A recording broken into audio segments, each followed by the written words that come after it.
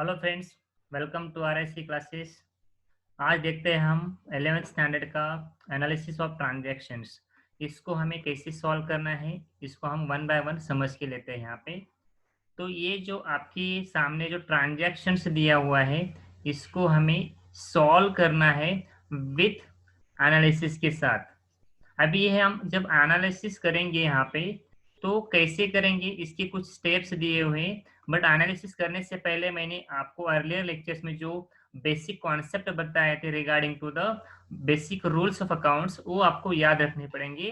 Because without rules, without fundamentals of accounts, we cannot analyze the following transactions. So let's start with the first transaction. तो दोस्तों यहाँ पे पहला transaction दिया हुआ है, Ramesh started his business with cash. तो रमेश ये कंपनी का ओनर माना जाएगा और ये उन्होंने बिजनेस में कैश लाया हुआ है। तो सबसे पहले हमें क्या करना है, ये आपका फॉर्मेट रहेगा इस टाइप में। ये आपको इस फॉर्मेट के टाइप में आपको फॉर्मेट ड्रॉ करना है। ये कॉलम देखो यहाँ पे, सबसे पहले ट्रांजैक्शंस जो कि 1 2 3 4 जैसे रहेंगे, वहां पे अकाउंट्स इन्वॉल्व। ये और ये अगर आपको समझ में आएगा तो ये आगे का बहुत इजी चला जाएगा, क्योंकि ये रूल्स के बेसिस के ऊपर है। बट आपको ये आइडेंटिफाई करना आना चाहिए कि कौन सा अकाउंट इसमें इन्वॉल्व है, और उसके बाद नेचर ऑफ अकाउंट्स कौन सा है, वो अगर आपको समझ में आता है तो ये how affected and whether to be debited और credited, it is not a difficult, it's a very very easy task. So let's start again with the first transactions. अभी हमने पहले देखा था कि पहले उन्होंने जो ट्रांजैक्शन की है, यहाँ पे क्या किया है, वहां पे Ramesh started his business with cash. Ramesh ने क्या किया वहां पे, बिजनेस में कैश लिया है, कैश लेके आया हुआ है। तो इसका मतलब हमें क्या करना है, सबसे पहले अकाउंट्स इन्वॉल्व करना है। और हमें देखते समय जो ट्रांजैक्शन देखेंगे हम, वो बिजनेस के पॉइंट ऑफ व्यू से देखेंगे हम यहाँ पे। तो रमेश ने बिजनेस में क्या लेके आया है, कैश कैश लेके आया है, तो कैश अकाउंट। और मैंने आपको पहले ही एक्सप्लेन किया है कि कैपिटल का मतलब क्या होता है। जब भी कोई ओनर अपने बिजनेस में इन्वेस्टमेंट करता है तो उस अमाउंट को इन कैपिटल कहते हैं हम। तो ये कैपिटल अकाउंट हो गया। तो ये आपका कैपिटल अकाउंट। तो दोस्तों यहाँ पे एक कैश अकाउंट और एक कैपिटल अकाउंट। तो ये कैश अकाउंट अपनी असेट्स मानी जाती है, तो ये रियल अकाउंट में चला जाएगा। और कैपिटल अकाउंट ये पर्सनल में चला जाता है, क्योंकि रमेश इज द गिवर। तो ये अपने बिजनेस में क्या क्या हो रहा है भाई, कैश आ रही है। So what comes in, real account का डेबिट का रूल क्या कहता है, डेबिट व्हाट कम्स इन। तो what comes in this case, cash is coming in, business में कैश आ रही है। एंड वो कैश किसने दिया हुआ है, यहाँ पे ओनर ने दिया हुआ है। इसका मतलब कौन, रमेश। तो हमें पर्सनल का रूल याद रखना है, क्रेडिट द गिवर। तो यहाँ पे जिसने दिया है वो क्रेडिट में चला जाएगा। तो रमेश ने दिया, इसलिए यहाँ पे रमेश क्रेडिट में चला जाएगा।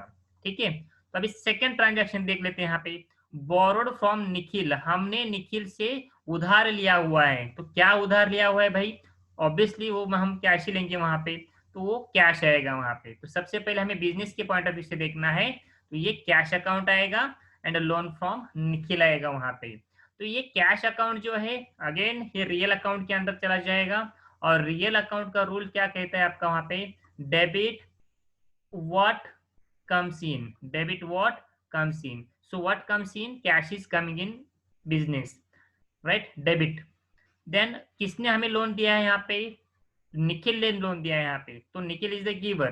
तो निखिल, मैंने आपको पहले ही एक्सप्लेन किया हुआ है, अगर ह्यूमन बीइंग होता है, आर्टिफिशियल कंपनी होती है, तो पर्सनल में ही चला जाएगा डायरेक्टली। तो ये निखिल कौन है, यहाँ पे नेचुरल पर्सन है। तो Nikhil is the giver, so credit. तो ये हो गया सेकेंड ट्रांजेक्शन। अभी थर्ड ट्रांजेक्शन की तरफ चलते हैं। यहाँ पे हम लोग परचेज फर्नीचर, हमने परचेज किया है फर्नीचर। अभी हमने यहाँ पे उधार परचेस नहीं किया है, कैश देके किया है यहाँ पे। इसका मतलब कैश अकाउंट, फर्नीचर अकाउंट और कैश अकाउंट, फर्नीचर अकाउंट और कैश अकाउंट आएगा यहाँ पे। तो फ्रेंड्स यहाँ पे ये दोनों भी रियल है, ये दोनों भी एसेट्स है अपने यहाँ पे। तो अब ये पूरे रियल अकाउंट का रूल हमें याद रखना है, debit what comes in, what comes in, and credit what goes out, goes out। so what comes in into the business, business में क्या आ रहा है यहाँ पे, अभी फर्नीचर आ रहा है। और बिजनेस में से क्या जा रही है, यहाँ पे कैश जा रही है। So furniture is coming in and cash is going out, debit and credit. ठीक है। तो यहाँ पे अगला ट्रांजैक्शन देख लेते हैं हम लोग। यहाँ पे नेक्स्ट ट्रांजैक्शन क्या है, purchased furniture from Mohan on credit. हमने मोहन से फर्नीचर परचेज किया हुआ है, लेकिन वो क्रेडिट पे किया हुआ है, पैसे कैश नहीं दिया हमने यहाँ पे। तो यहाँ पे फर्नीचर अकाउंट और मोहन अकाउंट। अभी यहाँ पे कैश लिखा था हमने क्योंकि हमने इमीडिएट पेमेंट किया था, बट हम यहाँ पे इमीडिएट पेमेंट नहीं कर रहे हैं, उधार लेके आए हैं, तो मोहन अकाउंट आएगा यहाँ पे। तो फर्नीचर अकाउंट ये रियल में चला जाएगा और ये Mohan account as usual personal में चला जाएगा। तो फर्नीचर रियल में चला जाएगा, इसका मतलब रियल अकाउंट का रूल याद रखना है, debit what comes in, business के पॉइंट ऑफ व्यू से देखना है हमें वहां पे। तो furniture is coming in and who is the giver, Mohan is the giver. किसने फर्नीचर दिया हमें उधार, मोहन ने दिया है, so Mohan is the giver, debit credit. ठीक है, आगे चलते हैं हम लोग यहाँ पे फिर से। Purchased goods from Ram, sorry ये ट्रांजेक्शन भूल गया था यहाँ पे। परचेस्ड गुड्स फॉर कैश, हमने क्या किया है, गुड्स परचेस किया है और कैश दिया है इमीडिएटली हमने वहां पे, तो परचेस अकाउंट आएगा और कैश अकाउंट आएगा। परचेस ये रियल में चला जाएगा, goods are coming in and cash is going out, right. इसको आप नॉमिनल भी कह सकते हैं वहां पे। नॉमिनल मतलब क्यों, ये स्टॉक रहेगा तो फिर रियल में चला जाएगा, या तो फिर नॉमिनल कहेगा मतलब यहाँ पे डेबिट ऑल एक्सपेंसेस। ठीक है, तो कैश रियल में चला जाएगा and cash is going out. तो ये हमें दोनों के रूल देखने हैं, अकाउंट्स देखने हैं। Then purchased goods from Ram on credit, अभी हमने यहाँ पे उधार ले लिया है, उधार ले लिया है, परचेस अकाउंट और राम अकाउंट आएगा, परचेस अकाउंट और राम अकाउंट आएगा वहां पे। तो ये आपको समझ में आना बहुत ही इंपॉर्टेंट है। और उसके बाद ये नेचर ऑफ अकाउंट्स कौन सा है वो समझ में आना चाहिए, उसके बाद ऑटोमेटिक आ ही जाता है। ठीक है, आगे चलते हैं हम लोग यहाँ पे। सोल्ड गुड्स फॉर कैश, हमने गुड्स सेल किया है और कैश लिया है, इसका मतलब कैश अकाउंट और गुड्स अकाउंट। ठीक है, कैश अकाउंट और गुड्स अकाउंट, कैश रियल और ये नॉमिनल। तो गुड्स कैश जो है ये रियल है, इसका मतलब debit what comes in, so cash is comes in and credit all income and gains, हमें इनकम हुआ है, गेन हुआ है, तो हम यहाँ पे लिखेंगे जी ट्रांजैक्शन में। अब आगे चलते हैं, आगे क्या है भैया यहाँ पे, sold goods to Hari on credit, हमने हरी को गुड्स सोल्ड किया है, क्रेडिट बेसिस के ऊपर किया हुआ है, क्रेडिट बेसिस के ऊपर। तो हम यहाँ पे हरी को बेच रहे हैं, तो हरी अकाउंट पहले आएगा। हमारे पास से क्या चला गया है, गुड्स चला गया है, तो हरी पर्सनल में चला जाएगा, गुड्स नॉमिनल में चला जाएगा। हरी इज द रिसीवर, पर्सनल का rule, and goods is an income. ठीक है, तो ये आपको अकाउंट्स आइडेंटिफाई कराना चाहिए वहां पे। रिसीव्ड कैश फ्रॉम हरी, किसके पास से कैश हमें रिसीव हुआ है, यहाँ पे हरी के पास से मिला है, बराबर है। तो पहले कैश अकाउंट आएगा भाई यहाँ पे, और उसके बाद किसके पास से मिला है हमें, यहाँ पे हरी के पास से मिला है, तो हरी अकाउंट। कैश रियल में चला जाएगा, हरी पर्सनल में चला जाएगा, cash is coming in and Hari is giver. ठीक है, तो ये आपको ट्रांजेक्शन ऐसे ही याद रखने पड़ेंगे। Then paid cash to Ram, हमने राम को कैश पेड किया हुआ है, तो पहले आएगा राम अकाउंट आएगा और कैश अकाउंट आएगा, कैश अकाउंट आएगा यहाँ पे। तो राम पर्सनल में चला जाएगा, कैश रियल में।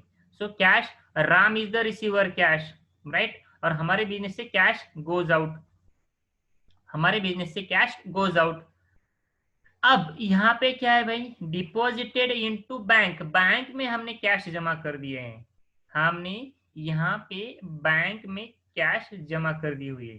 ठीक है तो अब हम देख लेते हैं यहाँ पे पहला आएगा अकाउंट कौन सा भाई, यहाँ पे बैंक अकाउंट आएगा, यहाँ पे आएगा बैंक अकाउंट। क्या डिपॉजिट कर दिया है, कैश डिपॉजिट कर दिया है, तो कैश अकाउंट। बैंक ये आपका पर्सनल माना जाएगा, कैश ये आपकी रियल मानी जाएगी। तो बैंक क्या है, ये आर्टिफिशियल पर्सन है, so bank is the receiver, bank is the receiver and cash is going out, cash is goes out. तो ये रूल आपको यहाँ पे याद रखना पड़ेगा।